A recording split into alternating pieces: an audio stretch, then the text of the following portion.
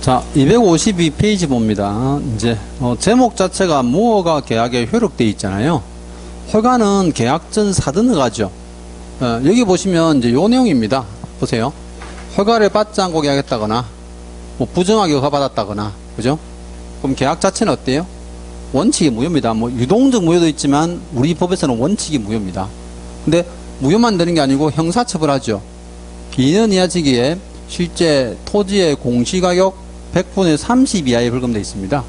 벌금이 아주 독한 거고요. 조금 전에 우리 앞에서 봤던 외국인 부동산 취득에서 허가 대상 토지, 그죠? 그것도 허가 안 받고 계약하면 무효죠. 근데 그쪽은 형사처벌이 2년에 2천만 원이에요. 그럼 토지거래 허가랑 다르죠. 이제 그 개념입니다. 자, 그래서 이제 여러분들이 이제 요기에 관한 문제가 나와 있는데, 이게 단독 문제를 낸 적은 없어요. 이 부분은 지문으로는 잘 따라 나옵니다.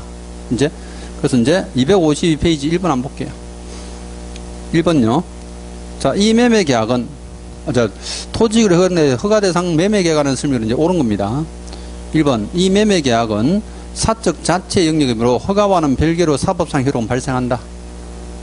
허가는요, 실제 어때요? 효력 규정입니다. 허가는 일반적인 단속 규정이 아니에요. 또 강행 규정이죠. 허가 안 받으면 전부 다 무효입니다. 사법상 효력 발생한다. 틀렸고요. 2번, 관할 관청의 허가가 있기 전이라도 매수인은 그 계약 내용에 따른 대금의 지급 의무가 있다. 요게 이제 유동적 무효죠. 유동적 무효는 어때요? 허가받을 조건으로 계약하면 그 자체가 이제 유동적 무효가 되는데, 이때 유효도 아니고 무효도 아니에요. 그럼 유효가 아니니까 대금 지급 의무 어때요? 없습니다. 그러면 실제 무효도 아니니까, 그죠?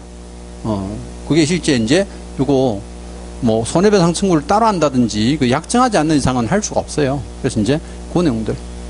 자, 3번 보세요. 당사자 일방이 토지거래 허가를 받기 위한 협력 자체를 이행하지 않거나 허가 신청이 이르기 전에 매매계약을 철회하는 경우에 협력 의무 불이행을 이유로 손해배상 청구할 수 있다. 요거 맞습니다. 허가 신청은 반드시 어때요? 공동 신청입니다. 반드시요. 근데 허가 받을 조건으로 계약했잖아요. 뭐 허가 받을 조건으로 계약을 했는데 허가 신청하러 갑시다 하니까 어때요? 안 가. 중간에 땅값이 많이 올라가지고 가기 싫어. 무슨 말 알죠? 그러면 당연히 이제 손해배상 청구를 할 수 있는데 그 청구에 대한 소제기도 가능합니다. 소송도 가능하죠. 그래서 이제 3번 정답이고. 자, 4번요. 매도인이 허가 신청 절차에 협력하지 않으면 매수인은 협력 의무 불이행을 이유로 손해배상 청구를 할 수 있을 뿐 매도인에게 협력 의무의 이행을 서로 수고할 수 없다. 소송된다니까요. 그래서 이제 4번 틀린 거고. 자, 5번. 매매계약은 당사자 쌍방이 허가 신청을 하지 아니하기로 의사표시를 명백히 한 때는 그때로부터 확정적 무효가 되며 양 당사자는 허가 신청 의무 위반에 따른 처벌을 받게 된다. 어떻게 생각하세요? 일단 허가를 받지 않으면, 보세요. 이건 쌍방이 아니라요, 어느 한쪽에 일방이라도 허가를 받을 의사가 없잖아요. 그러면 일단 무효예요. 계약 자체는 무효가 되는데, 그럼 실제 둘 다 형사처벌합니까? 형사처벌을 못하게 하려고 유동적 무효를 만들어냈다니까요. 무슨 뜻인지 알죠? 원칙은 허가받지 않고 계약하면 무효예요. 또 허가받지 않고 실제 계약하면 원칙은 처벌해요. 근데 판례에서는 허가받을 조건으로 했잖아요. 그럼 유동적 무효니까 이게 확정적으로 무효가 됐다 하더라도 어때요? 이거 처벌하지 않습니다. 그럼 여기에 관한 규정이 적용되지 않는다 뜻이에요. 이거는.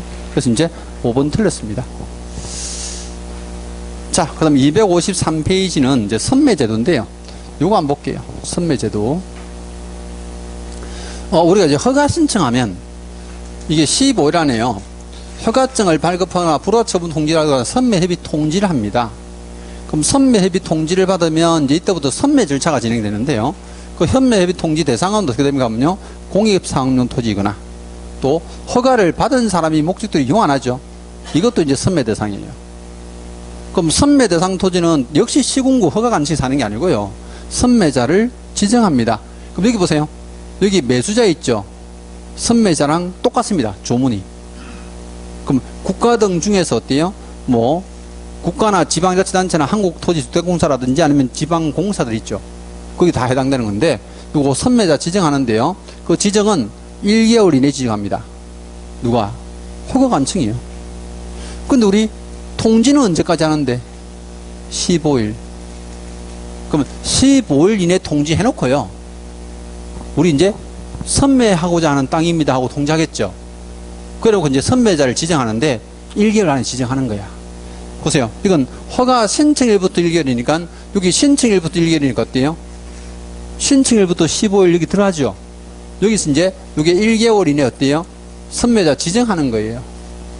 그럼 1개월 안에 15일 이때 보시면 돼요. 그래서 이제 이게 지정받은 실제 선매자는요, 자기가 토지 소유자한테 통지합니다. 이거 언제까지? 15일 이내 통지해요. 그럼 소유자한테 어때요? 우리 선매 협의합시다 하고 하는 거죠. 무슨 호텔 커피숍으로 오세요 한다니까요. 선매한다고 저거 사무실 안 불러요. 요즘 사무실 부르면 혼나는 거예요. 네. 그럼 요즘은 보험계약도 어디세요? 집으로 안 찾아오죠. 이제 집으로 못 찾아가 이제. 그럼 대부분 어디세요? 커피숍 같은 데 만나서 하잖아. 네. 저 얼마 전에 이제 뭐 카페를 안 갔더니 제 옆에 테이블에 젊은 아가씨 같은 애들이 3명 있고요. 아줌마가 1명 딱 계시더라고. 서류를 잔뜩 꺼내놨어. 거기서 막 뭘 하는지 저끼리 사인하고 난리가 났더라고. 그죠? 근데 이것도 마찬가지입니다. 물론 이제 밖에서 만나서 하는데 통지는 10일 이내 했죠. 그럼 협의는 언제까지 끝내야 돼? 1개월 이내예요. 그럼 보세요. 통지는 항상 며칠이다? 15일. 결정은 1개월. 그죠? 결정은 1개월. 네, 날짜는 이래 하시면 되고, 그 다음에 선매할 때 선매 가격은 어떻게 됩니까? 기준 가격이 감정 가격입니다. 그럼 이게 매수 가격은 공시지가죠. 자, 근데 여기서 이제 조문이 하나 빠지긴 했는데, 보세요. 허가 신청을 하는 여기 이제 금액이 있어요. 그죠? 허가 신청할 때 이제 협의된 금액이 있습니다. 계약을 체결하기 전이니까 실제 계약 금액은 아닙니다. 거래 금액 아니에요. 이게 이제 허가 신청서에는 무슨 금액을 적게 되어 있냐면요. 이 합의된 금액을 적게 되어 있습니다. 합의 가격요. 매도인과 매수인이 얼마에 우리 사기로 했다. 근데 이 합의된 금액이 공시지가나 감정가보다 낮죠. 그럼 이 사람들이 낮은 금액으로 사버립니다. 높은 거에 줄 이유가 없잖아요. 자기들이 매수하거나 선매할 때. 이제 뜻은 아시겠죠. 물론 그렇게 낮은 금액 쓰는 사람 아무도 없어요. 없는 현장에서는 없는데 법 조문에는 그렇게 이제 낮은 금액으로 이제 매수하거나 선매한다 되어 있습니다. 근데 만약에 이제 선매 협의가 성립이 안 됐죠. 그때는요, 지체 없이 하거나 불허처분을 해줘야 됩니다. 다시. 선매 협의가 성립이 안 됐다 해서 무조건 불허가 받은 건 아니에요. 다시 이제 심사해서 허가나 불허처분 해줍니다. 제가 지금 여기 선매자라고 표현했지만요, 위에 있는 지금 매수자 있죠. 요 매수자이기도 합니다.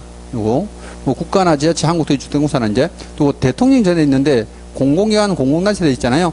그것도 전부 다 공사로 끝나요. 뭐 철도 공사라든지 이렇게 공사로 끝난 사람. 자, 이게 이제 선매 절차. 자, 문제 볼게요. 자, 253페이지 1번. 자, 부동산 거래 신고에 관한 법률에 규정된 자, 선매 협의 제도에 관한 설명으로 옳은 겁니다. 1번. 선매 제도란 토지거래 불허 처분받은 자에게 보장되는 사건 보호 제도를 말한다. 불허가 처분을 받은 자에게 보장됩니까? 아니죠. 그럼 불허가 처분을 받은 자에게 보장되는 사건 보호 제도는 뭐예요? 매수 청구지. 매수 청구. 그렇지. 매수 청구. 선매 제도는요, 공익사업용토지에서 그냥 선매 제도에 따라서 통지합니다. 그냥. 그죠? 자, 2번. 선매 협의가 불성립한 경우 선매자는 해당 토지를 수용할 수 있다. 무슨 말도 안 되는 소리 합니다. 협의가 안 됐다고 빼앗습니까? 땅을? 그죠? 그건 아니에요. 다시 허가나 어때요? 불허가 처분해줘야 됩니다. 허가나 불허 처분. 자, 3번. 자, 일반 사인도 선매자 낼 수 있다. 참 이게 용어를 쓰더라도 그죠? 일반 사인이 뭐예요? 개인. 그죠? 개인 사자를 쓴 거죠. 그러면 개인들은 이거 이제 실제 선매된다, 안 된다? 안 된다니까요. 선매자로 지정할 수 있는 사람은 요 사람들밖에 안 돼요. 개인 사인 안 됩니다. 4번. 선매 대상이 되는 토지는 공익사업용 토지에 한한다. 아니죠. 공익사업용 토지 말고요. 허가받은 사람이 목적들을 이용하죠. 이것도 선매 대상이 됩니다. 자, 정답 5번이네요. 선매 협의 대상이 되는 권리는 소유권이다. 예, 맞습니다. 소유권에 대해서 이제 취득하기 위한 거죠. 우리 원래 허가 대상이 권리가 두 가지잖아요. 소유권과 지상권인데 그 중에 선매 대상은 뭡니까? 소유권이지. 봐. 한자가 몇 자가 뭡니까? 살매자예요. 자, 매수 청구할 때 몇 자가 뭡니까? 살매자야. 지상권 안 들어가, 이거는. 그러니까 매매할 때만 어때요? 매수 청구 선매 제도에 들어갑니다. 자, 밑에 2번 문제. 토지거래계약 허가와 관련된 선매 제도에 대한 설명 중 옳은 것은 1번. 토지거래계약 허가를 받아 취득한 토지가 이용 목적대로 이용되고 있는 경우 해당 토지는 선매협의 매수 대상이 된다. 목적대로 이용을 하고 있대. 그럼 선매합니까? 아니죠. 목적대로 이용하지 않는 경우에. 2번. 시장군수 또는 구청장은 토지거래계약 허가를 신청을 받은 날부터 2개월 이내에 선매자를 지정하여 소유자에게 통지해야 된다. 선매자 지정은 언제까지? 1개월 이내입니다. 3번. 선매자로 지정된 자는 통지를 받은 날부터 15일 이내 매수 가격 등 선매 조건을 기재한 서면을 토지 소유자에게 통지하여 선매 협의를 해야 한다. 선매자로 지정받은 사람들은 소유자한테 언제까지 통지한다고요? 15일 맞네요. 15일. 자, 4번. 선매자가 토지를 매수하는 경우의 가격은 토지 소유자의 매입 가격을 기준한다. 감정가입니다. 감정가. 근데 토지 소유자가 매입 가격을 한다면 상식적으로 안 맞는 게 이 사람이 이 땅을 산 지가 어때요? 50년 됐어. 그럼 50년 전에 가격을 합니까? 그래서 매입 가격 아예 앞뒤가 안 맞습니다. 4번요. 선매 협의가 이루어지지 아니한 때는 토지거래에 관한 허가 신청을 대하여 불허가 처분을 해야 된다. 선매 협의 안 됐다고 무조건 불허합니까? 아니죠. 허가나 불허가 처분을 다시 합니다. 다시 심사를 하는 거죠. 그래서 이제 정답은 3번. 자, 254페이지.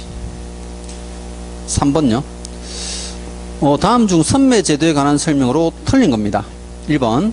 시장군수 또는 구청장은 토지거래계약에서 허가 신청이 있는 경우 일정한 요건의 토지에 대하여 선매자를 지정하여 토지를 협의 매수하게 할 수 있다.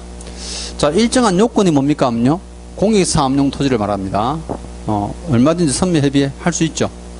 2번. 선매 협의의 대상이 되는 토지는 공익사업용 토지나 토지거래 허가를 받아 취득한 토지를 이용 목적대로 이용하고 있지 아니한 경우를 말한다. 맞죠? 3번요. 선매 대상 토지에 대해 토지거래계약 신청이 있는 경우는 신청이 있은 날부터 15일 이내에 선매자를 지정하여 소유자에게 알려야 한다. 우리 선매자 지정 언제예요? 1개월. 그죠? 또 선매 대상 토지에서요. 이게 신청이 있은 날부터 1개월인데 우리가 통지하는 거는 누가 통지해요? 아니 혹시나 해서 한 말이야. 선매자 지정은 누가 해요? 허가관청 시군구에서 하잖아. 그럼 소유자한테 통지는 누가 해요? 선매자가 해요. 선매자 지가. 절차상 이제 내용 아시겠어요? 그럼 선매자가 지정받은 사람이 어때요? 소유자한테 야 내가 선매자니까 나하고 협의하자. 이래서 커피숍 가서 만나야 되잖아. 그죠? 이제 그런 겁니다. 선을 주선한 사람하고 만나는 게 아니죠. 선 보는 사람은 따로 만나잖아요. 둘이서. 마음에 안 들면 얼굴에 커피숍에서 물기운 꼬고 드라마에서 많이 봤다. 그죠? 자, 그 다음 나머지 지문은 4번 지문 요겁니다. 선매 가격은 얼마 기준? 감정 가격 기준한다는 표현이에요. 자, 이제 255페이지 가겠습니다. 토지 이용 의무 및 이행 명령이요. 그럼 토지거래 허가에서 이제 허가증을 받으면 이제 불허가 처분까지 다 보셨고요. 허가증을 받으면 어때요? 허가받은 목적대로 이용해야 되죠. 그럼 이용을 안 하면, 그죠? 그럼 이용 안 하면 어떻게 됩니까? 처벌하겠지 뭐. 그죠? 요겁니다. 그럼 보세요. 자, 허가를 실제 신청해서 허가 받았어요. 목적대로 이용하고 의무기간 지나면 끝이죠. 근데 이행을 안 하면요. 이행명령을 내립니다. 이행강제금이 아니고 이행명령 내리는데 기간을 정했어요. 3개월 이내 기간 정하고요. 명령서는 반드시 문서로 실제 보냅니다. 그 명령을 받은 사람이 이행하면 끝이에요. 이행명령했다고 무조건 이행강제금 나오는 게 아닙니다. 그럼 이행명령에서 이행을 안 하면 어때요? 이행강제금 주는데, 자, 요거는 보세요. 제가 혹시나 해서 말씀드린 거야. 허가받은 목적대로 이용을 안 하잖아요. 그럼 이행명령을 내릴 수도 있고요. 허가 취소할 수도 있습니다. 그리고 선매협의 통지할 수도 있죠. 우리 조금 전에 봤잖아. 선매협의 통지. 그러면 허가받은 목적대로 땅을 이용하지 않는 사람은 세 가지 할 수 있습니다. 첫 번째 허가 취소, 두 번째는 선매협의 통지, 세 번째는 이행명령 이렇게 낼 수 있는 거예요. 근데 실제 우리 절차에서는 이행명령이 워낙 잘 나오니까 이제 출제를 여기서만 하니까 나머지는 이제 하는데 혹시나 제가 이런 지문 하나 나올까 싶어서 하는 거예요. 그럼 이렇게 이행명령을 했는데도 이행 안 하면 이행강제금 나오죠? 당연히 부가권자는 시군구고요. 이행강제금 얼마입니까? 하면요. 취득가액의 100분의 10. 10%까지 나오는데 그게 기준이 있습니다. 그죠? 토지를 방치한단 말은요. 투기도 하고 국토도 훼손한다는 거죠. 원래 용도들을 안 쓰고 있으니까. 그럼 10% 다 때립니다. 그럼 임대한단 말은요. 국토는 허가받은 목적으로 써. 근데 자기 돈이 아니죠. 그럼 자기 돈 아니까 투기한다고 보는 거예요. 이건 100분의 7. 자, 본인이 사용합니다. 본인이 사용하니까 당연히 어때요? 투기하는 건 아니야.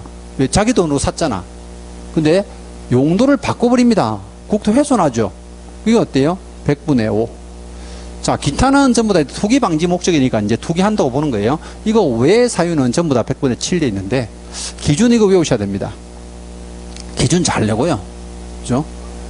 그 다음 만약에 이제 이행강제금 부과할 때 어떻게 부과합니까? 절차인데요. 반복 부과합니다. 1년에 몇 번씩? 한 번씩요. 이거. 그럼 실제 이제 요게 시점이요. 이행명령을 한 날부터 1년입니다. 요거 위반행위 한 날부터가 아닙니다. 보세요. 위반행위를 한 날부터 해버리면 시점이 애매하잖아요. 우리가 이제 관청에서요. 이행명령서를 보냈죠. 그 명령서 보낸 날이 시점이에요. 그럼 그때부터 어때요? 1년에 한 번씩 부과합니다. 근데 평생 천년만년 부과합니까? 그건 아니에요. 보시면 이용 의무 기간이 지났죠. 그러면 부과하지 않습니다. 또요. 명령을 이행하죠.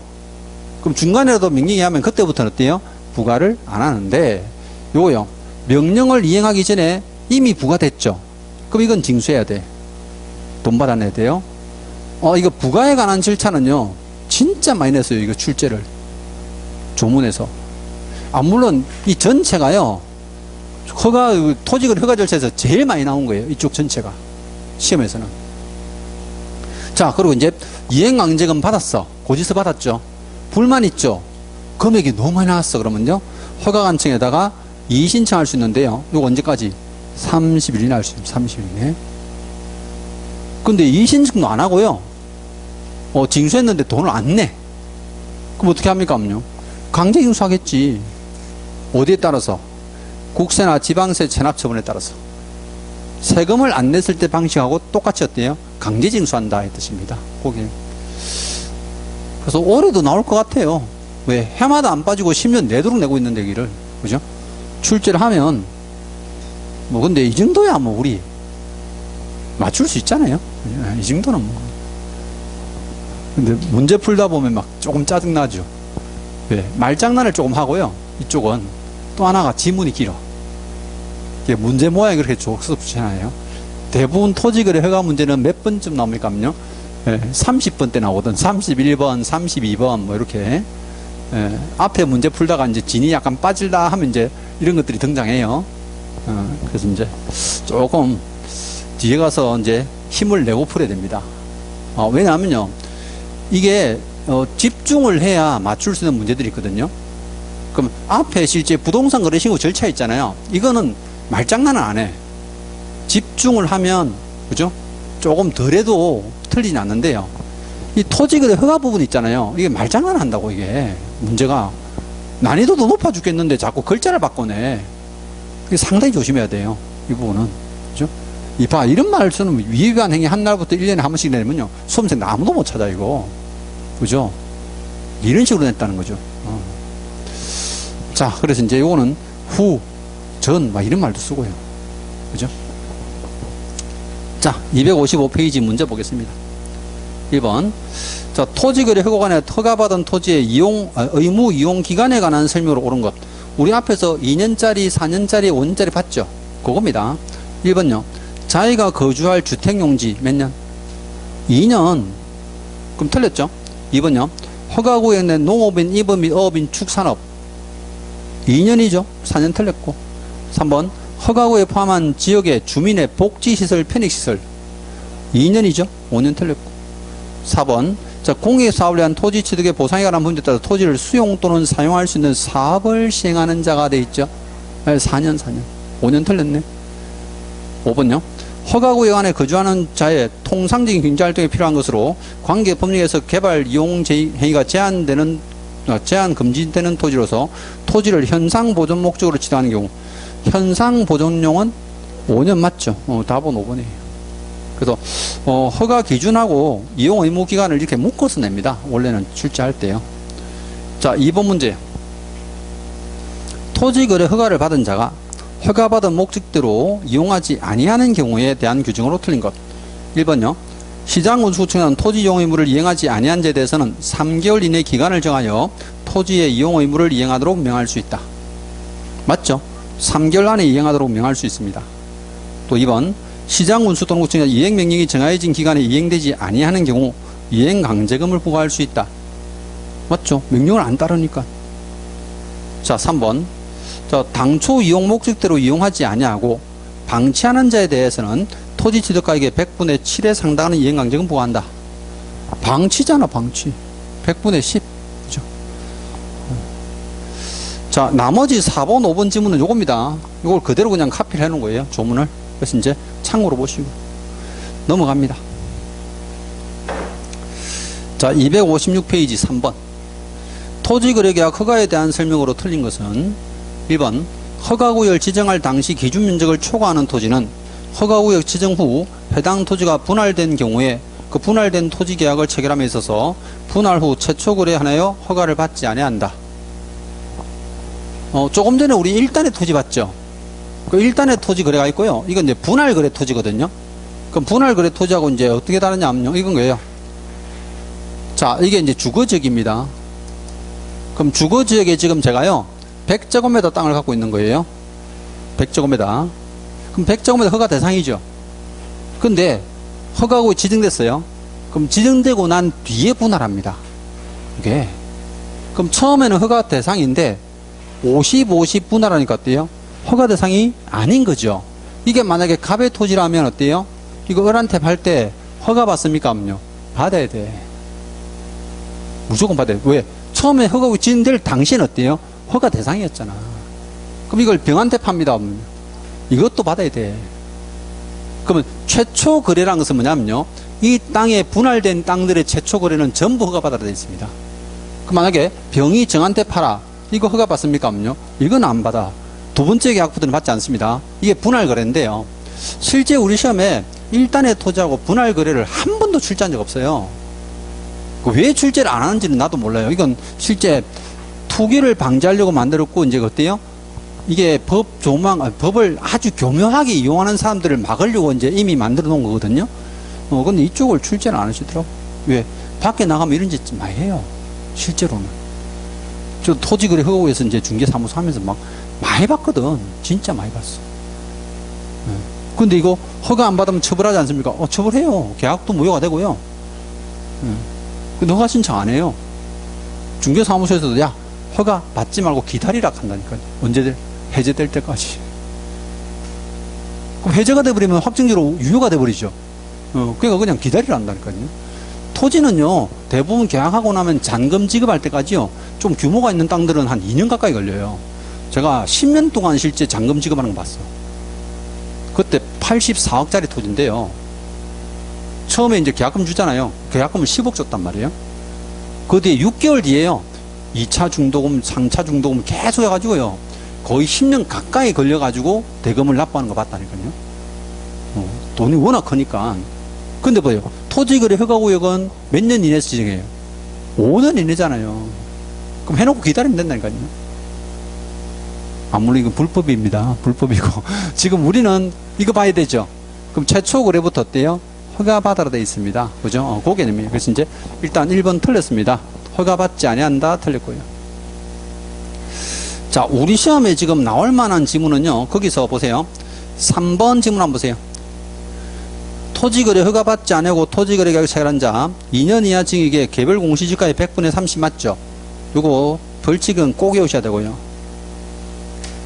그 다음에 저 밑에 이제 동그라미 5번 지문 한번 보세요. 토지거래 허가를 받은 후에 허가받은 목적대로 이용하지 아니한 자에 대하여 이행명령 및 이행강제금 부과할 수 있다 해서 놨죠. 이 틀렸어요. 이행명령 및 하면요, 이행명령을 내릴 수 있고요, 이행강제금도 부과할 수 있는데, 아니에요. 이행명령을 내고 이용하지 아니하면 일 써야 돼요. 이렇게 지문을 성의 없이 쓰면 안 돼. 이행명령을 내리고 이행하지 아니하면 어때요? 이행강제금을 이리 줘야 돼요. 두 가지를 한꺼번에 할 수 있는 게 아니고, 그럼 이행명령도 내리고 강제금도 바로 부과합니까? 그건 아니잖아요. 이제 5번 지문은 좀 애매한 지문.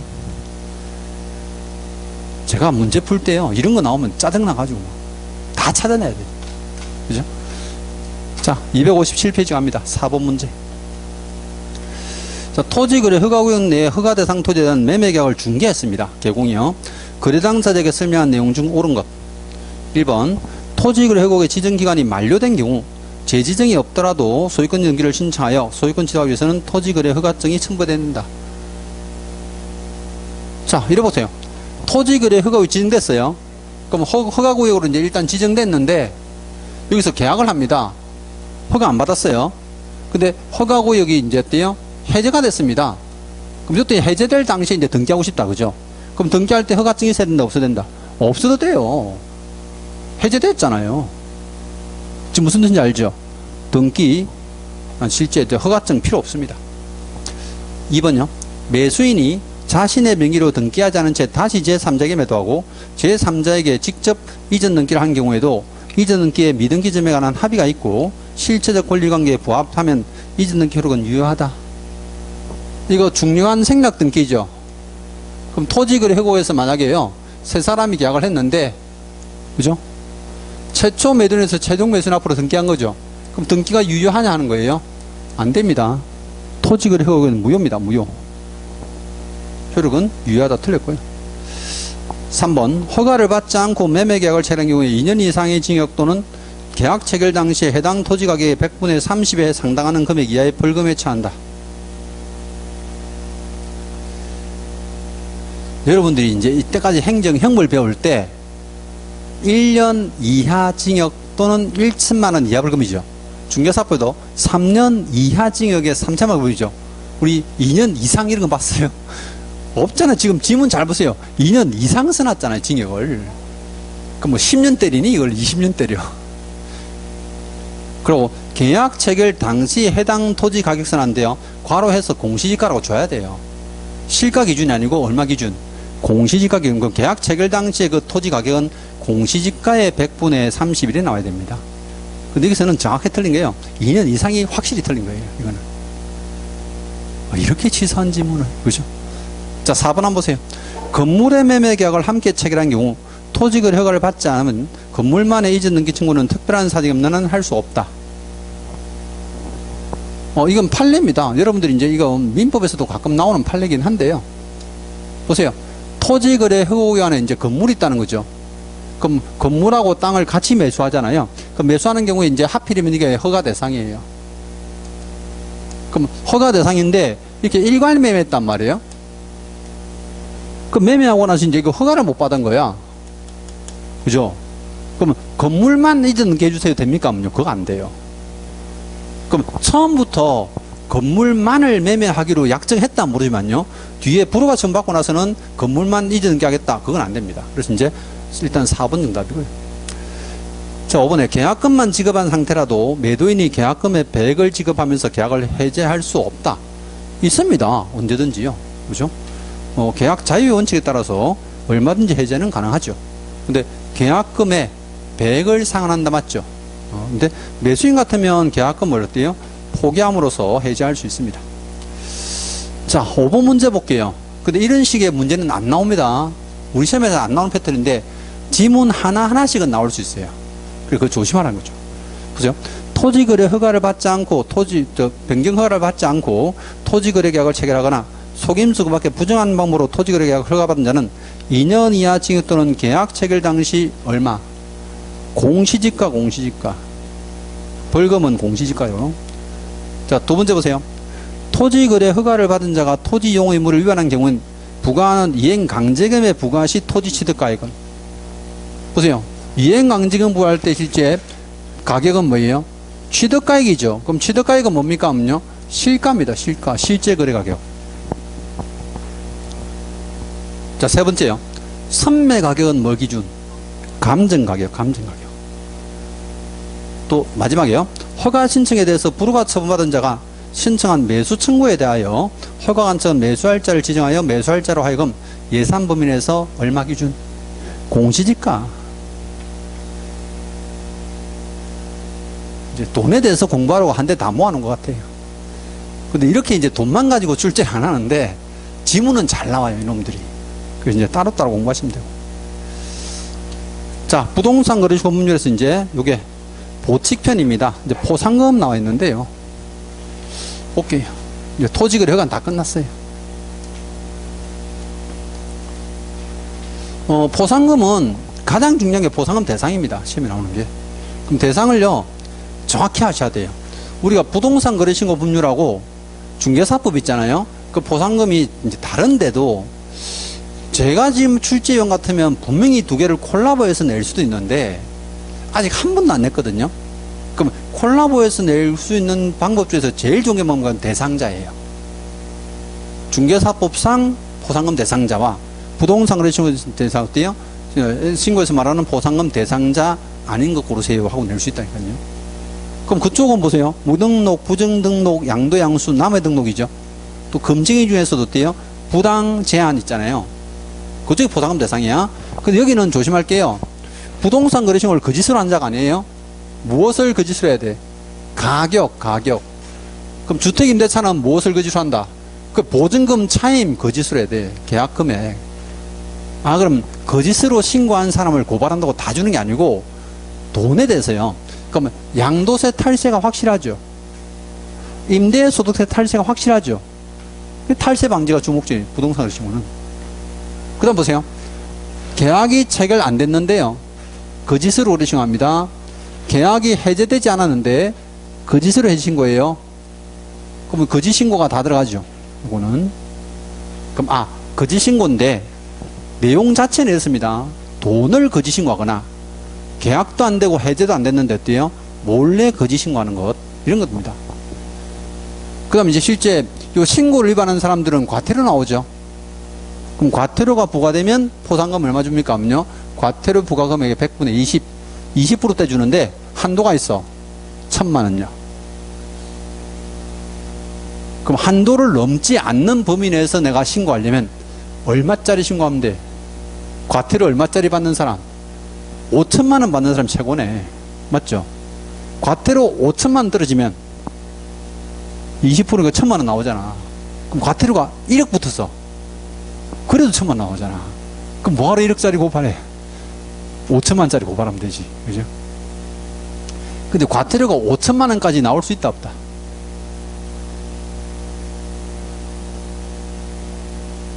나올 수 있죠. 왜?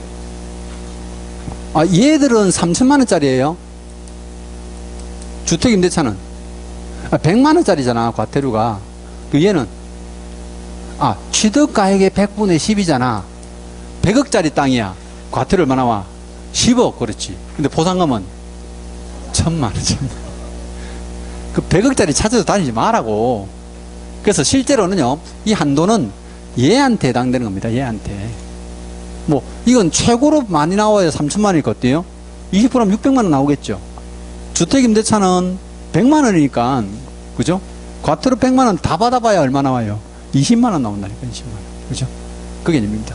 자, 토지거래 허가는 두 가지인데요. 허가받지 않고 계약하거나 속임수 썼습니다 하면요. 이게 형사처벌이죠.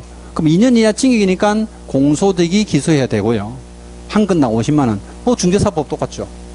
또 방금 우리가 이제 허가받은 사람이 목적대로 이용하지 않죠. 그럼 관청에서 뭐예요? 이행 명령을 내리죠. 그 명령을 내리면요. 이용을 하든 안 하든 어때요? 50만 원 나와요.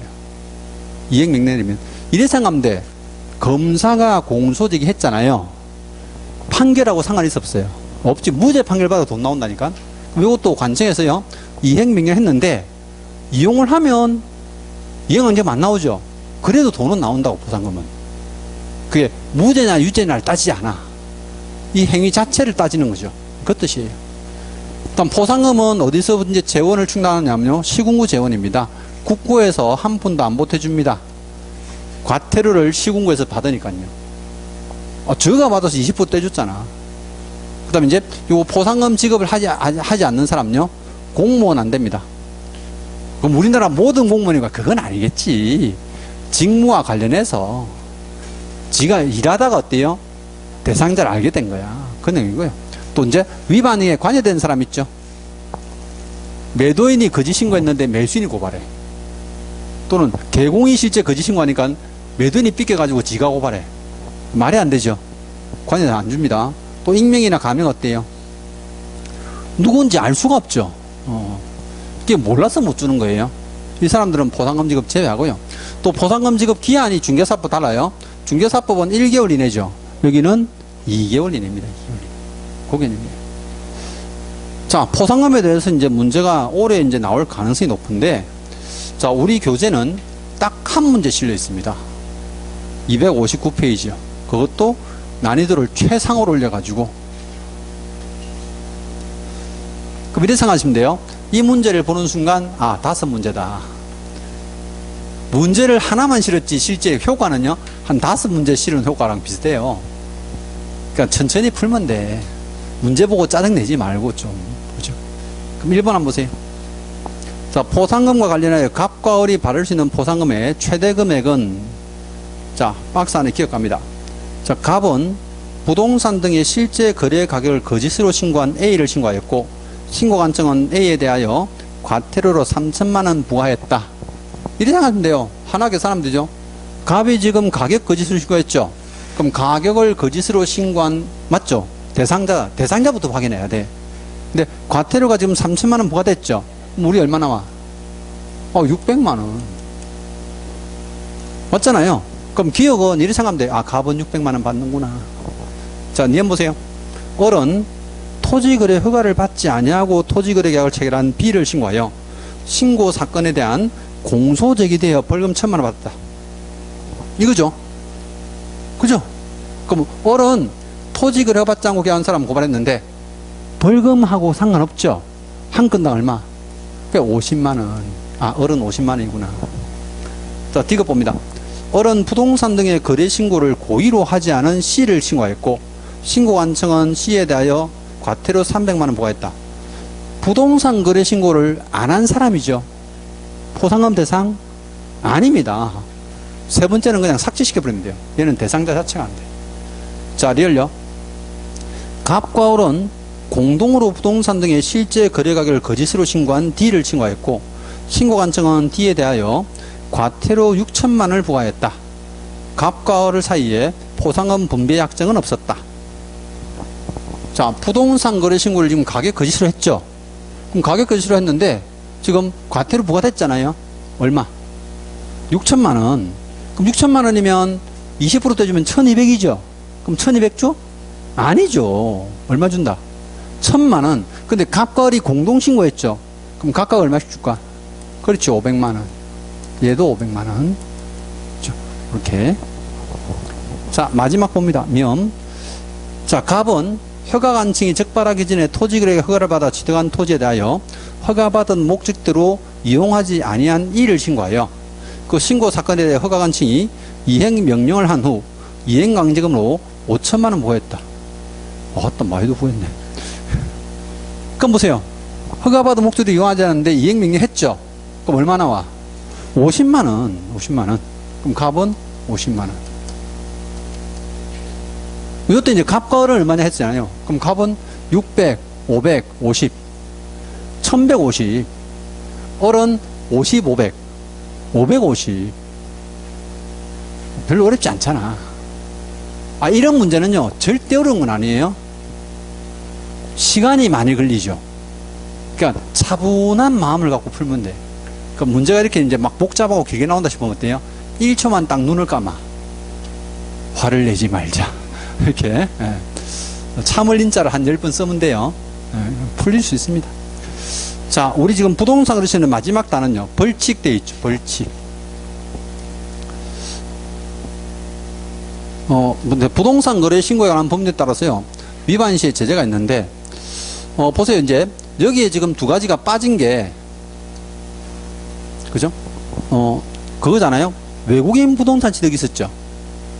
물론 여기 원래 법 조문에는 그거 있습니다. 있는데 제가 이제 앞에서 설명했으니까 뺀 거예요. 외국인 부동산 취득할 때는 신고 절차 위반은 300만원 과태료, 100만원 과태료 있었죠. 허가 절차 위반은 이내 2천만원 있었죠. 자, 토지거래 허가 쪽은 처벌이 하나밖에 없었잖아요. 허가받지 않고 또는 부정하게 허가받은 사람은 2년 이하 징역에 공시지가의 100분의 30 있죠. 그것도 원래 이 제재에 관한 실제 내용이 있습니다. 있어. 근데 주로 보면 이게 워낙 잘 나오니까. 그죠? 그럼 부동산 거래 신고에 대해서 보세요. 일단 처벌이 형사처벌이 있습니다. 3년 이하 징역에 3천만원 벌금이에요. 그럼 이건 부당하게 재물이나 재산상 이득을 취득할 목적이라 해야 돼, 이거는. 그래서 계약도 안 했는데 몰래 거짓으로 거래 신고하고요. 계약을 해제하지도 않았는데 몰래 해제 신고한 겁니다. 근데 무엇을 목적으로요? 부당하게 재물을 취득할 목적이에요. 이거는 부동산을 빼돌릴 목적이죠. 그런 의미에서요. 근데 만약에 이런 목적이 아니었다면 뭐예요? 3천만원 과태료예요. 3천만원 벌금이냐 3천만원 과태료냐 이 싸움이잖아 지금. 벌금은 어때요? 형사처벌이죠. 나중에 전과 기록까지 남는다고. 이거 벌금은 6대 형벌이야. 여러분 살면서요 벌금 같은 거 받으면 절대 안 돼. 이거 죽을 때까지 따라다닌다니까. 그럼 나중에 이제 이런 위반 사유가 하나 더 생기잖아요. 그럼 어떻게 합니까? 가중처벌해버려요. 왜? 상습범이라고. 조심해야 돼. 물론 저는 벌금 같은 거 한 번도 받아본 적 없어요. 근데 우리 집안에 가면 뭐 동생들하고 뭐 집행유예가 너무 많아가지고 하여튼 다 전과자들이야. 내 밑으로 이제 있는 애들 다 전과자. 근데 아무튼 이제 요건 조심해야 됩니다.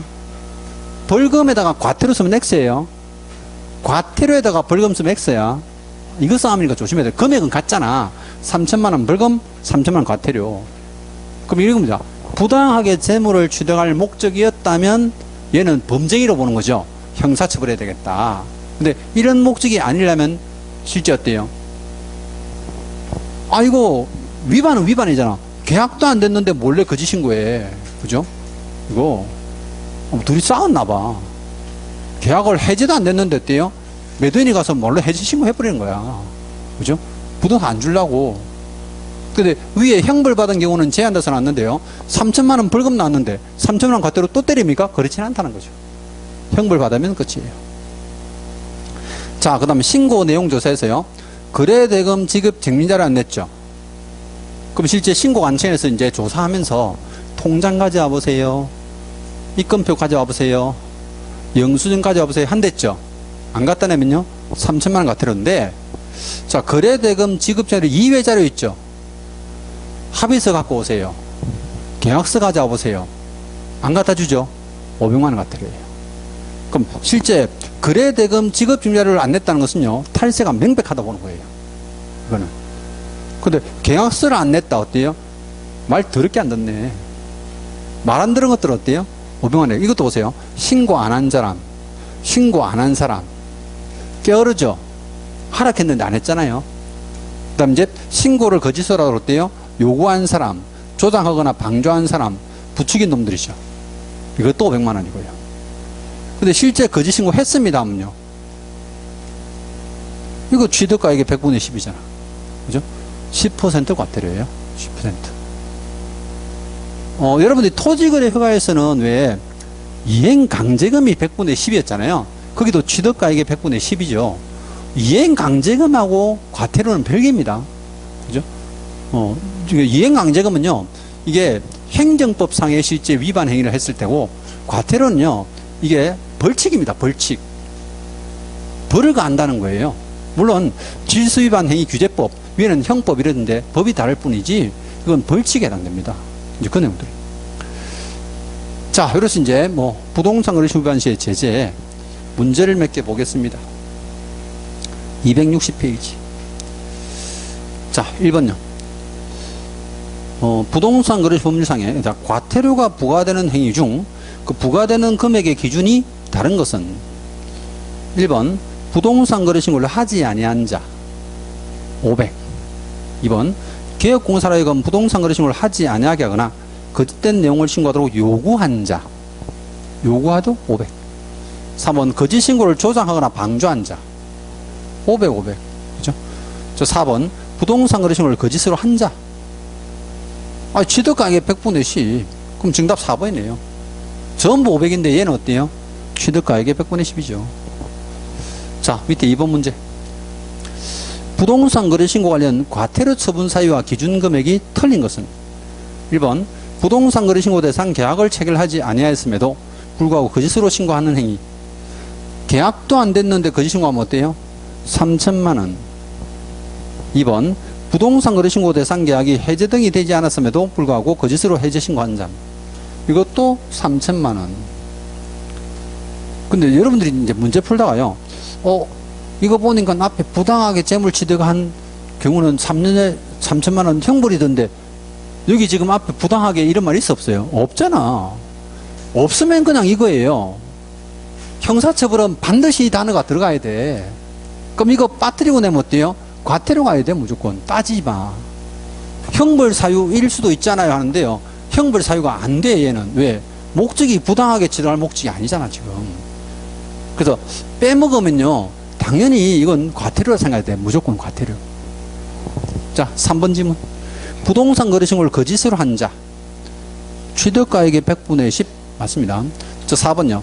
신고된 거래계약이 해제, 무효 또는 취소된 경우에 해제 등이 확정될 부터 30일 이내 해제 등 신고를 하지 아니한 거래 당사자. 500이지 뭐 해제 신고하는 사람. 자, 5번은 지금 부동산 거래 신고를 거짓으로라도 요구한 자 돼 있죠. 500만 원입니다. 500만 원. 답은 4번. 자, 오른쪽에 3번 문제요. 과태료를 부과할 수 있는 금액으로 규정된 것이 아닌 것은 과태료로 부과할 수 있는 금액으로 규정된 것. 그럼 요겁니다. 우리 지금 얼마짜리 있어요? 3천만 원짜리, 500만 원짜리, 또 어때요? 취득가액의 100분의 10 있죠. 자, 우리 주택임대차는 얼마짜리인데? 100만 원짜리. 외국인 취득 설차는요? 100이 있고 300도 있잖아, 그쪽은. 무슨 말 알죠? 그럼 과태료 하면 그거까지 다 떠올려야 돼. 원래 제재의 조문이 같이 들어있는 거예요. 자, 1번.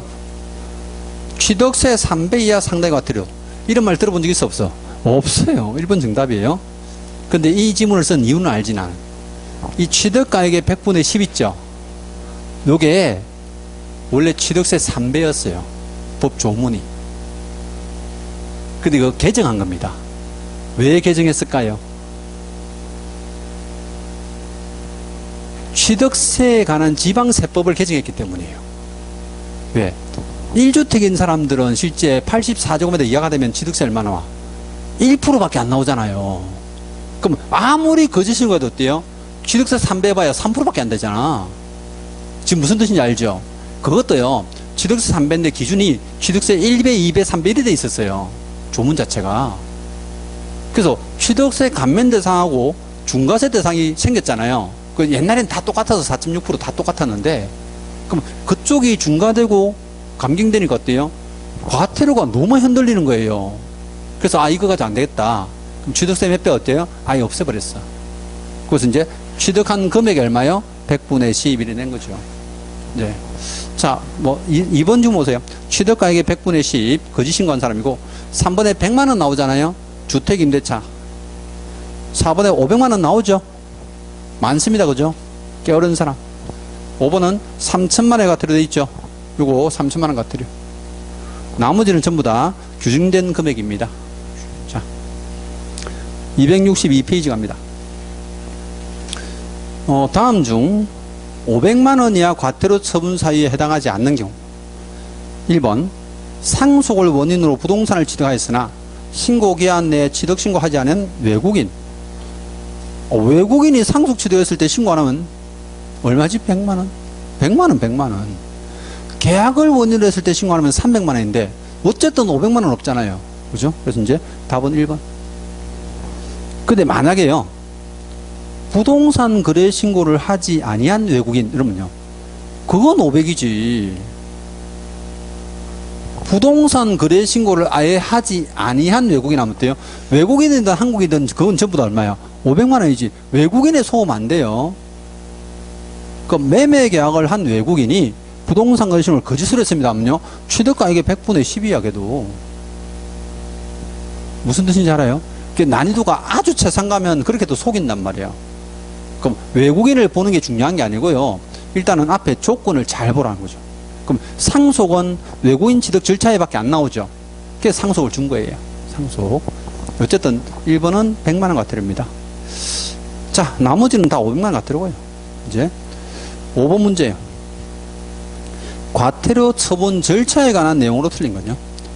1번 중개사법상 규정된 과태료 부과 징수권자는 국토장관 시도지사 등록관청이며 과태료 처분이 일정 기간 동안 누적되면 행정처분으로 가중처벌될 수 있다.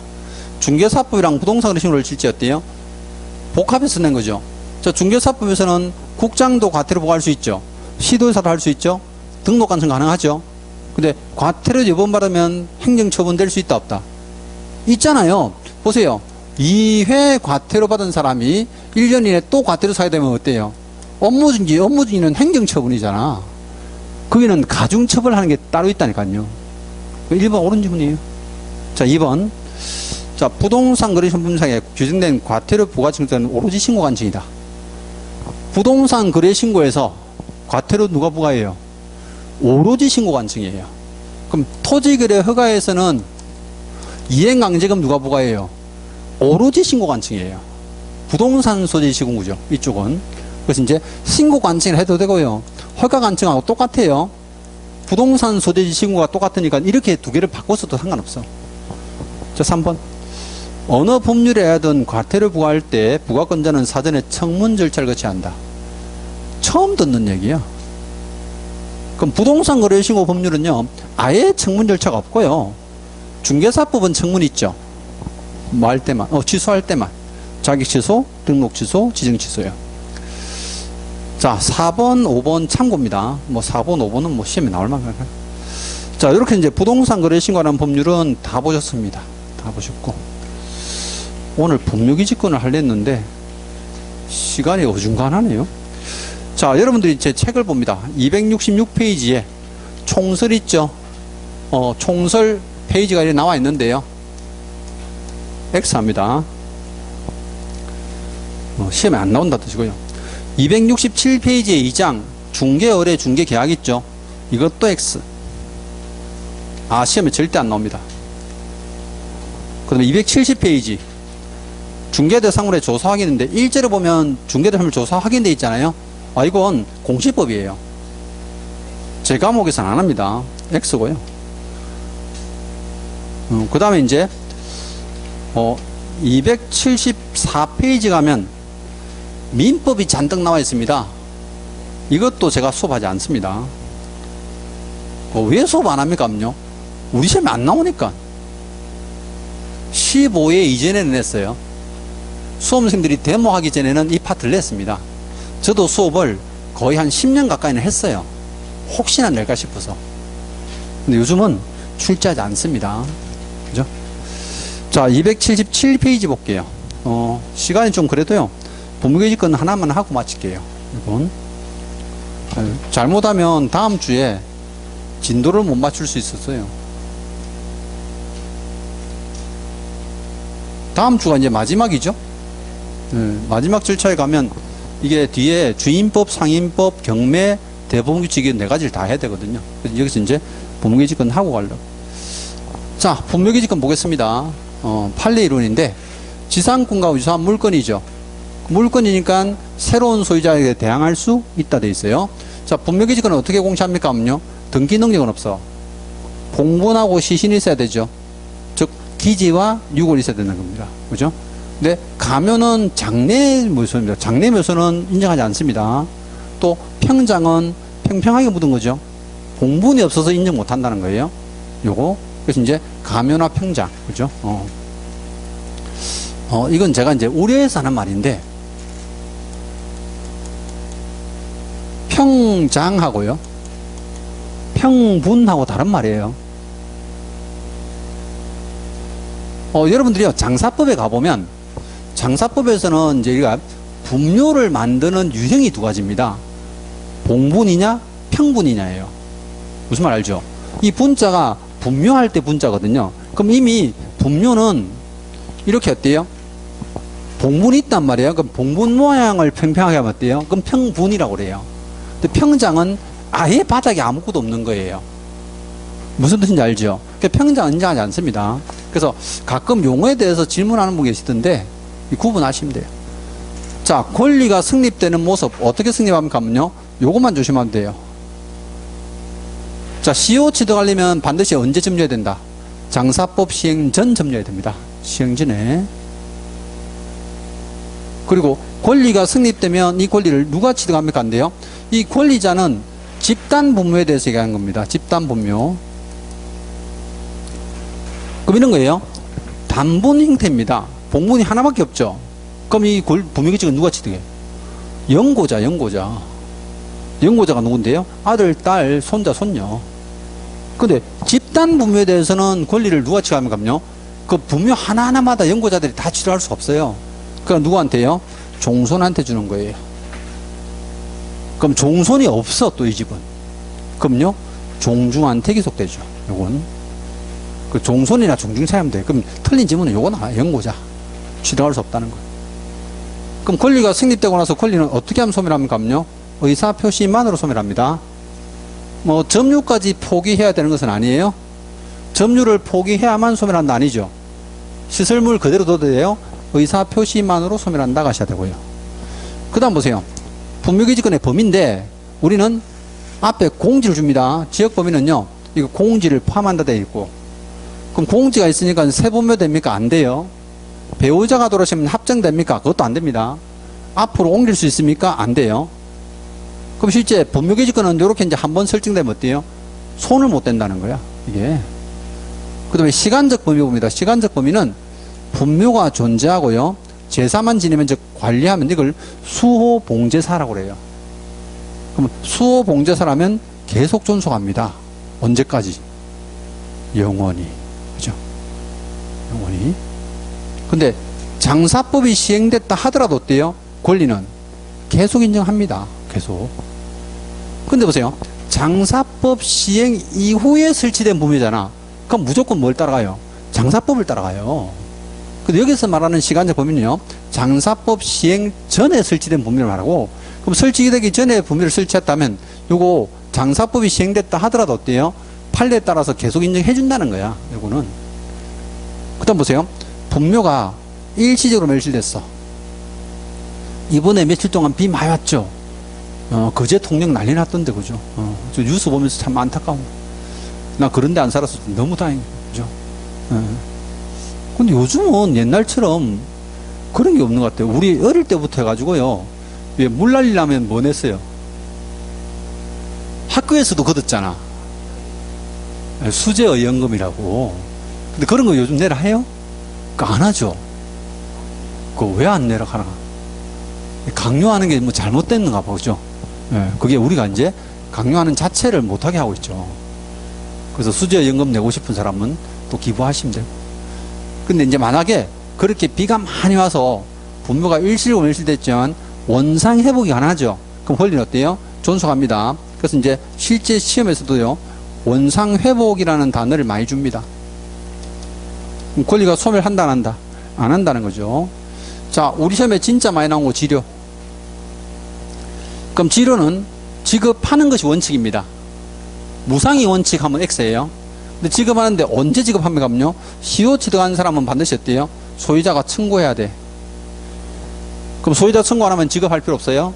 근데 청구를 했다 하더라도 소급은 안 됩니다.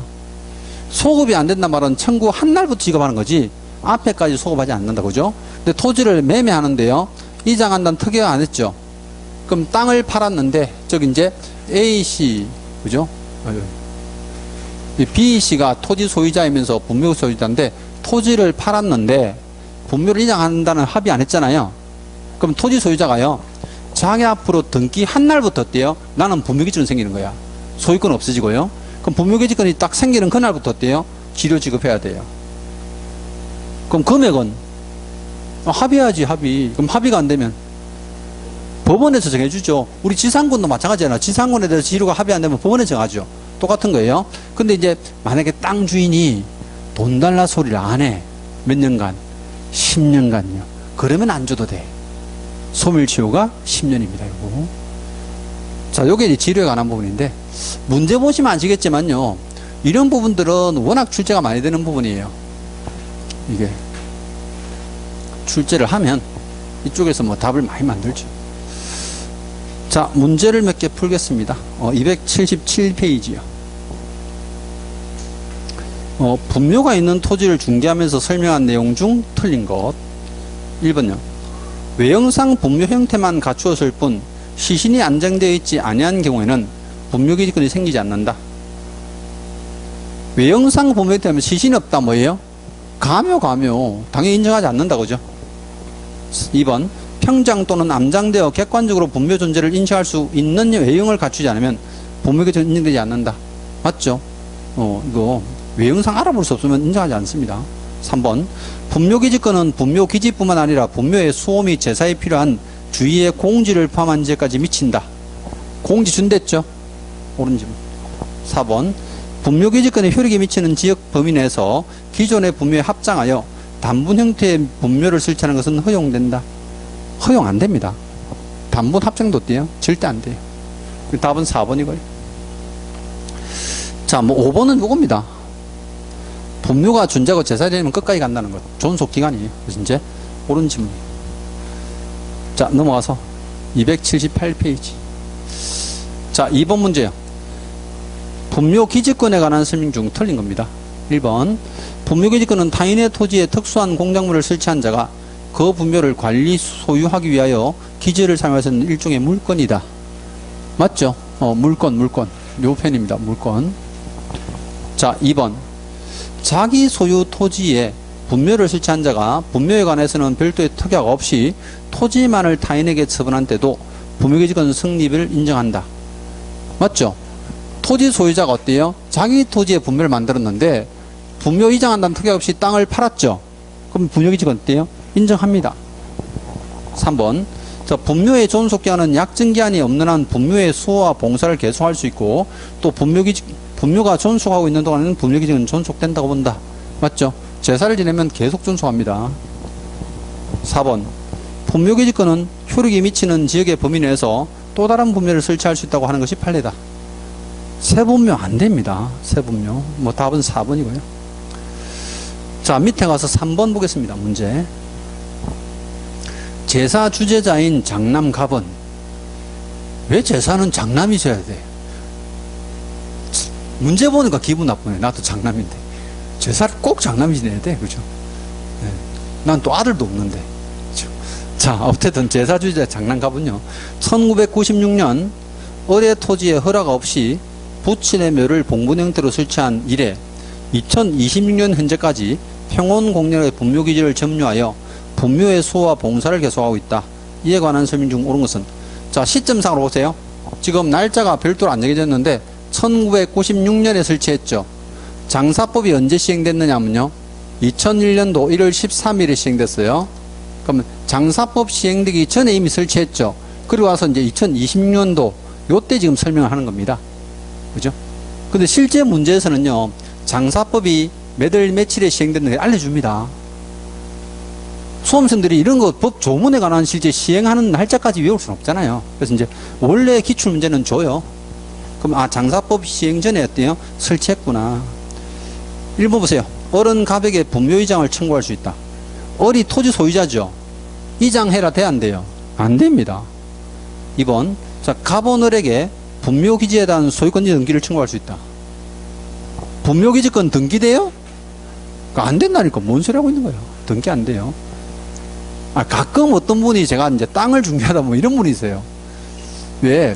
우리 지적도 임야도 보잖아요. 그럼 임야도를 보는데 임야도가 이렇게 이제 평면에 나와 있다네요. 그럼 여기에 임야니까 지목이 어때요? 임이겠죠. 도면에는. 그래서 이제 산 26 임 써놨어요. 근데 여기 요렇게 조그만하게 지금 표시되어 있는 거야. 그럼 알고 보니까 이게 어때요? 묘지야, 묘지. 그럼 여기에 이제 어때요? 묘 써놨다니까요. 그럼 이거 분묘를 등기한 거 아닙니까? 하면 어떻게 돼요? 분묘를 등기하는 거 아니고요. 이건 한 필지예요. 필지가 나눠진 거라고. 이거는 이게 실제 어때요? 한 필지 토지로 실제 어때요? 묘지를 등록한 거예요.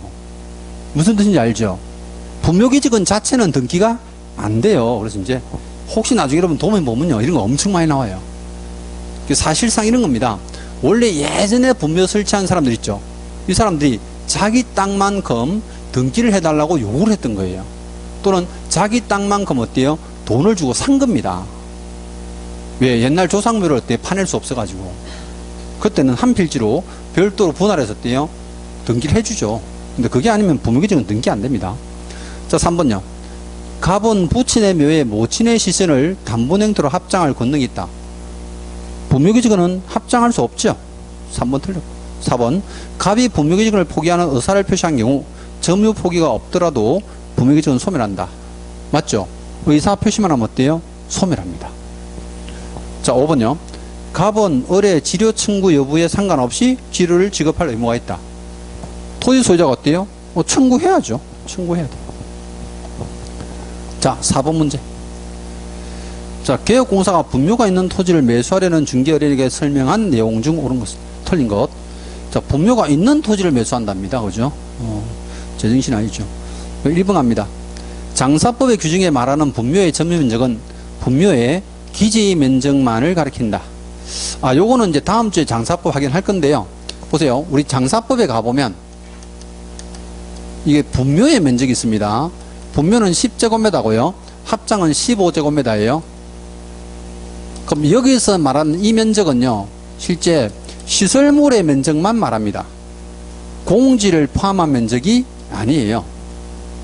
그 뜻입니다. 1번은요, 이 분묘의 기지 면적만 뜻한다. 이게 이제 기지를 대부분 봉문하고요, 우리 상석, 비석 있죠. 그 시설물의 면적이 10제곱미터예요. 네, 공지는 포함되지 않는다 뜻입니다. 자, 2번 보세요. 분묘기지권의 효력이 미치는 범위 내에서 기존의 분묘에 단분 형태로 합장하여 새로운 분묘 수량은 허용되지 않는다? 맞죠? 합장 안 된댔어요. 자, 3번요. 분묘기지권이 시효 지득된 경우에 사망자 영고자는 종손이 분묘를 관리할 수 있는 때에도 토지 소유자에 대하여 분묘기지권을 주장할 수 있다. 보세요. 지금 장손이 분묘를 관리한댔잖아요. 그럼 이때는 영고자가 어때요? 주장할 수가 없어요. 그래서 이제 주장할 수 없다가 해야 됩니다. 이제 3번 틀렸어요. 자, 밑에 5번 문제 가겠습니다. 5번. 나머지 뭐 다 옳은 지문이고. 자, 개혁공사가 중개어린에게 설명한 내용으로 틀린 겁니다. 1번. 자, 갑을병 사이에 순차로 매매계약이 체결됐는데 등기는 최초 양도인 갑으로부터 최종 양수인 병으로 경유하기로 하는 3자 간의 합의가 있는 경우 병은 직접 갑에 대해서 이전 등기를 청구할 수 있다. 중간 생략 등기죠. 당연히 청구할 수 있습니다. 그럼 이 등기는 유효하다, 무효다? 유효하죠. 토지거래 허가구이 아니면 유효한 거예요. 그래서 이제 1번 옳은 말입니다. 2번. 갑 소유의 대지 위에 을이 무단으로 건물을 신축하였더라도 그 건물의 소유권은 을에게 소속된다. 당연한 거죠. 아무리 무단을 설치해도 어때요? 소유권자는 건축한 사람 겁니다. 그래서 이제 2번도 옳은 말. 3번. 당사자가 설정행위로 금지하지 아니한 경우에는 전세권의 양도에 전세권 설정자의 동의를 요하지 않는다. 자, 전세권은 전세 등기함으로써 물권 되잖아요. 전세권은 물권으로서 양도성이 있다, 없다? 있죠. 전세권 설정자가 동의할 필요 없습니다. 그죠? 근데 임차권자가 만약에 전차할 때는 어때요? 전대차. 그건 동의받아야 돼. 자, 4번요. 분묘가 일시적으로나마 멸실되었다면 6월의 존재를 불문하고 분묘기준을 소멸한다. 아니죠. 일시적으로 멸실되고요. 분묘가 시신이 존재해서 원상 회복되면 어때요? 소멸하지 않습니다. 그래서 이제 답은 4번. 자, 오늘은 여기까지 하도록 하겠습니다. 다음 주에 이제 장사에 관한 법률부터 가도록 하는데, 시간이 많이 돼서, 그죠? 다음 주에도 이 정도 시간에 마칠 것 같아요. 지금 진도량을 보면. 그래서 이제 다음 주 올 때도 1시 반쯤 마치겠다, 이제 마음 놓고 오시면 돼요. 자, 저는 다음 주 뵙겠습니다. 수고했습니다.